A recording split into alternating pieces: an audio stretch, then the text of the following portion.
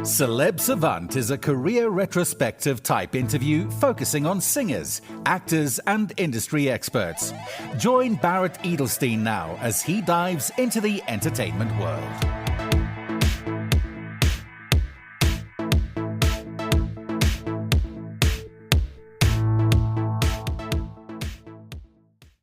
Veronica Fusaro is a Swiss singer-songwriter who's armed with powerful vocals, an inbuilt gift for storytelling, and hues of alternative pop, soul, rock, and more. Her 2023 debut album, All the Colors of the Sky, reached number 5 on the Swiss charts. Veronica has had the opportunity to perform at over 500 live performances, including opening for Dire Straits legend Mark Knopfler at the iconic stages of the Glastonbury Festival and the Montreux Jazz Festival, and closing out 2023 with a sold-out appearance in Zurich. With a formidable live presence, Veronica seamlessly balances joy with powerful undertones in her incredible sonic output, and her driving passion stems from finding a love for music at an early age, as well as a gift for fusing her inspiration into her music. Veronica plans to release her follow-up album in 2025.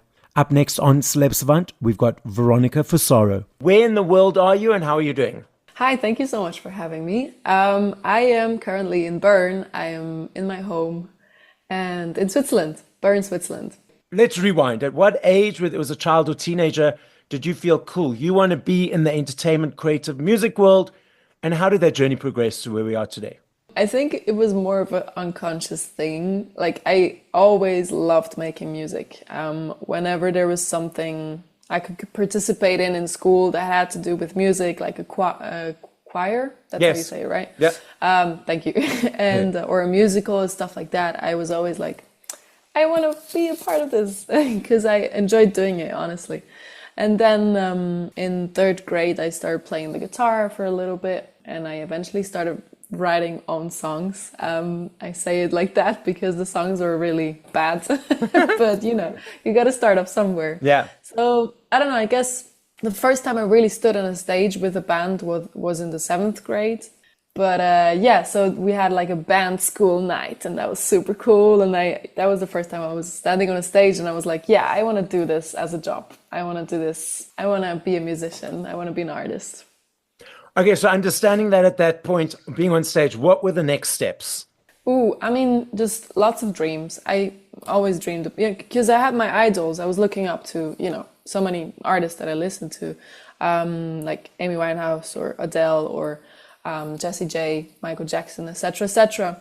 So I always saw those artists touring the world, giving concerts, people from all around the world listening to them. So I always sort of had these dreams that I wanted to achieve, but how is kind of a big question mark, because there's no recipe, there's no, you can study music, but it won't guarantee you anything, right? Yeah. It's not going to make you a successful musician. But for me, it was just like, honestly, writing songs.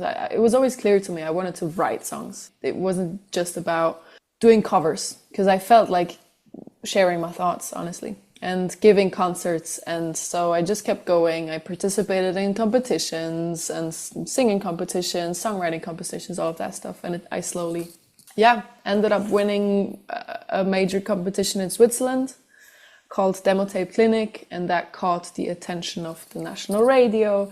And I then started to work with a manager. So it all became more professionalized in 2016, let's say. Okay. Yeah. These competitions, each time you entered, was it like, I'm pushing as hard as I can, I'm going to win? Or was it just like, let's just see what happens? Good question. I think, of course, if it's a competition, it's like, I would love to win. It's great. Who doesn't want to win? Yeah. But also, I think, although I was, really self-conscious of many things as a teenager and as a human being generally. Yeah.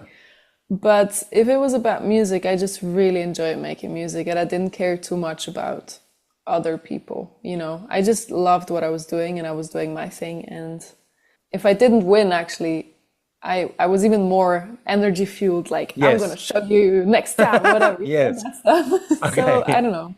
I just liked participating in whatever platform there was. I was trying to keep pushing, really. You've referenced writing, so let's dive into that. So from 0 to 3 to 4 minutes in creating a song, is it easy every time? What motivates it? What invigorates it? Do you create by yourself, collaborate with others? Let's unpack your creative brain and creative process. Mostly I write by myself. I think for me, it's when I start writing an album. I just recently started, I'm now finishing writing my second album, but when I started writing that album, for me, it's so important to be by myself. So I have the space. The music and I and my instruments are the only influence on me. So I can really gather my thoughts and I can really figure out what I want to do with this. And then in a second step, I can be like, okay, look, this is the sketch I have of what I envision this world to be, this universe to sound like, of this project. And then I go, obviously, I reach out to people, I reach out to producers, I brainstorm with my manager on who to work with, I do some songwriting sessions, but like more selected. I'm not the type of person to go and do 100 songwriting sessions because it just doesn't feel like my way to create music. I don't like the almost like Charlie Chaplin factory, imagery of song. Yeah. I wrote 10 songs for this album. The other I had plenty of ideas, but like I don't keep working on them as soon as I realize I don't feel it or I don't like it. But you referenced the period of time of being alone in the first step of creation. During that time, are you able to listen to music by other artists, or do you have to be separate from music from the world at that point? At that point, mostly I love to listen to music at that point because I'm really trying to sonically, lyrically trying to figure out where to go without, I'm not copying anything at that moment. It's more about the feeling that music can convey. For example, for this album, at the beginning, I was stuck in a writer's block. I was feeling really bad. I was not doing good. And then I was like, you know what, let me listen to the artist that I grew up listening to. And let's listen to his first projects. That was very important to me because I feel like the first projects are the most careless ones. So it's this artist called Vasco Rossi, an Italian artist, rock artist. And like listening to his first records, it was so careless in a way, but not... It was deep. He meant what he was singing and like meaningful, but not like in a heavy, forced way almost. You know what I mean? And that sentiment, that way to make music, that really inspired me. And that's how I listen to music at that point when I go into writing. Yeah, it's interesting you say the first album because oftentimes the first album is the step in, the step into the creative world. And then it's like, okay, success now, the record label, whoever, okay, we want more of this. We want more of this. So there's that pressure, that energy of like, oh, we need to now recreate because it's now success. And now we need to recreate that success. So it makes sense exactly what you're saying. It's an interesting phenomenon. But then again, there's great third albums. I'm not saying... Yes. Yeah. You get what I mean. There's something naive, beautifully naive about first projects, I think, personally, before the big success. Yeah. Okay, so you referenced earlier about envisioning the creation and the picture, and you also referenced feeling. I'm not sure if you're aware of NLP, neuro-linguistic programming. So this is the way people process information. And part of that is a processing skill. Now, there are 3 processing skills, and each of us have a dominant one, a secondary one, and a tertiary one. So what that means is our dominant one will be in it most of the day. Secondary, we maybe will tap into it. Tertiary, some people don't even use it. Now, the 3 of them are visual people create information or process information through pictures. So as I'm talking now, a visual person will see the pictures that I'm talking about. Auditory people, it's about the words, about the sentences, about the paragraph. So they'll hear the word, they'll understand the word, they'll put the word into the paragraph, understand the paragraph, and so forth. Kinesthetic, I'll do that word again, kinesthetic, it's about the energy, the body language, the tone of voice, the emotion, the feeling. So they'll watch the whole communication come through, then process all those different elements. Now, focusing specifically on music, because in other areas of your life, it'll be different. But focusing on music, when you're listening to songs of your own or by other artists, are you creating pictures? Is it about the words and lyrics, or is it about the feeling and the emotion? That is very interesting. I didn't know about that, so thank you already. That's a good question. I think what is beautiful about music is that inside of me, it causes something that I cannot grab in words necessarily. So I guess the second one, it's not the second one. But I deeply care about lyrics, words, obviously, but inside of me, it's like, I think it's actually the third one, because I like to describe music with scenery and imagery and stuff, but I don't necessarily have those pictures. I can feel those pictures. So I guess it's the third one. I can feel the sentiment that a room is giving me, or the song in the desert. I can feel that the emotion that the desert can give you, that sort of thing. Okay, I guess it's the third one. I would say it's the third one. So you must probably be dominant in kind of aesthetic, then secondary visual, and then tertiary auditory, or combination. Interesting. What about you? How do you? Thank you for asking. So it's very rare for people to be equally dominant in all three. And I did a course a number of years ago. We had to do like a test. And the test was 150 questions. That's a lot of questions. I remember, like ticking questions, and for you being dominant, potentially kinesthetic, your score would have been 100 kinesthetic, and then possibly 30 or 40 visual, and then 10, auditory. For me, my results came in equally, 50, 50, 50. Okay. So I'm equally dominant in all three. So actually, when listening or in life, I'm switching between all three all the time. So with music, I'm hearing the words clearly all the time. I don't have to focus to listen to them. It's about the feeling, and it's creating pictures. So it's all three equally at the same time. That's exciting. That's very cool. It kind of feels like is it tiring for you to listen to music? Like, do you get exhausted? Does your brain feel like it's working a lot, or is it like very natural to you, or how does it? My brain is always working a lot. It's a bit tiring, overthinking, but I've gotten used to it now, understanding this. I know how to use it. To understanding it, I used to, with communication, that used to confuse me a lot when I was talking to people, because I would switch from one to the other. And I'd be in visual creating pictures, and then I'd go switch into auditory without realizing, and then be like, I don't understand what you're saying. So now understanding that's given me the tools to understand my brain a little bit better. That's beautiful. I'm happy for you. Thank you. Cool. I love me a CD. I love the journey of the choice, the unpacking, the booklet, for me, it's an energy exchange to you guys to say thank you for all the hard work you do, because it is hard work, and it's, that's energy thanking. I'm not sure if you're aware, CDs, vinyls, even cassettes on a massive comeback. Last year alone in the UK, 5.9 million vinyls sold, the biggest since 1990. CDs as well now. In the UK, there's a basket of products of goods that they gauge for exchanges for tax purposes. And because of the upsurge of CDs, these products are now being added back to the baskets. And the research is showing that it's actually the teenagers, it's actually the early 20s that are diving into this world, and not the older nostalgic people. But then we also have the streaming platforms that people consume music on. What are your observations of the landscape at the moment? I mean, definitely. I mean, I have vinyl. I have every project of mine on vinyl, except for like the very first EP, because budget was tight at the beginning. But I have CDs of every project. I personally care a lot about it, because as you say, it's like a process. You open it, it's beautiful.